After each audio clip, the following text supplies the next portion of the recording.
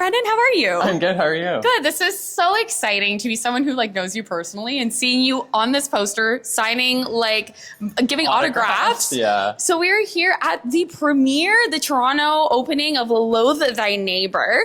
I hear that this was quite the like familial family like cohort bringing this to life. So why don't you tell us a little bit about this backstory before we even get to your character? Yeah. Well, so Lauren Holly, who is my co-producer and co-lead on the film, her and I did a show together in 2019 and didn't get any scenes opposite each other on that project, and kind of left that feeling like, oh, we're itching to collaborate on something. We tried making a short film. We tried making a web series that never saw the light of day, just were, you know, ways for us to be creative. And then Lauren suffered 2 big losses in her family and was really grieving. And we thought that the way through that would be to make something and have this catharsis, this creative experiment really together. And so when the Hollywood actors and writers strike happened, we sort of banded together and cast all of our friends, people that we'd worked with on other projects. We went with a skeleton crew. We had like one big light and went and made this film. We had the location first, which is very rare in filmmaking. Usually the script is worked on for years and years. You know, the director's attached, then maybe the cast, then the location is last. So we really reverse engineered this, and we talk about it as being something like capturing lightning in a bottle. Like we just didn't have time to get too in our heads or overthink. From the idea to being done filming was 7 weeks, which is crazy. That's that's how magic happens, but also it's crazy. That is such a wild story. I love how you sort of like grassroots did all of this, which is so amazing. And we're here in like Scotiabank, like one of the biggest movie places that you can do a premiere, in my opinion, in the city. Truly, So congratulations. Now tell me the premise of loathing your neighbor and loathe thy neighbor, and a little bit about your character. Yeah, so my character is sort of our vessel into this story. He's a city kid, or in the film, he's called a cityite.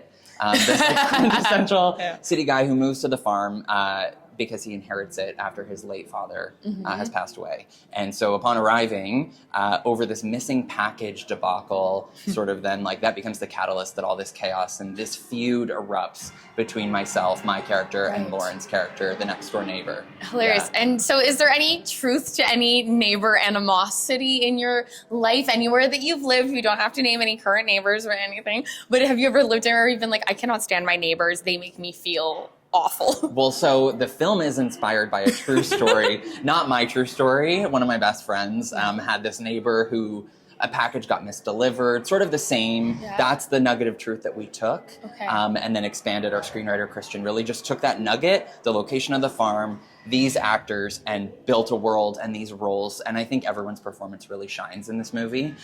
Myself, luckily, I've not had a bad neighbor experience, but I have had my share of bad roommates. I was just going to say, have you had any feuds or anything that you've tapped into? You're like, I'm going to project this on. So some roommate beef. Oh, some roommate beef. I had a roommate that stole my underwear in university.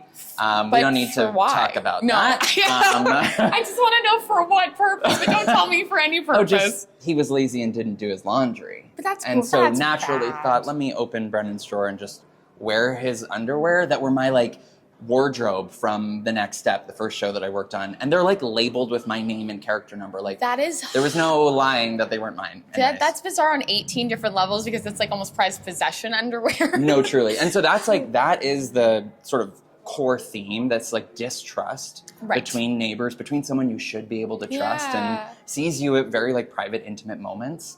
And what does that look like when you can't trust that person? Exactly. Yeah. Well, I encourage everyone watching to go and see Loathe Thy Neighbor. I'm very excited to finally be seeing it and seeing you in so many places, because you're genuinely killing it right now in your career. It's so like a thrill to know you and see you thrive. So congratulations. And I'm going to get ready to, I finally am in a situation where I don't loathe my neighbor. So I'm going to tap back into hating the 4-year-old running above me. And that's going to be my energy walking into this. Thank you so much, Brennan. No, thank you. And we're opening this weekend opposite a lot of big American franchise movies. And this is an independent made Canadian film. Please support Canadian cinema. And go out and see it. Yes, pre-TIFF, go support Canadian, made in Canada movement. And I'm so excited about how grassroots this was. So like, kudos to you. You deserve so many props for this. So thank you. Go check it out, that you've been put on notice. Yes.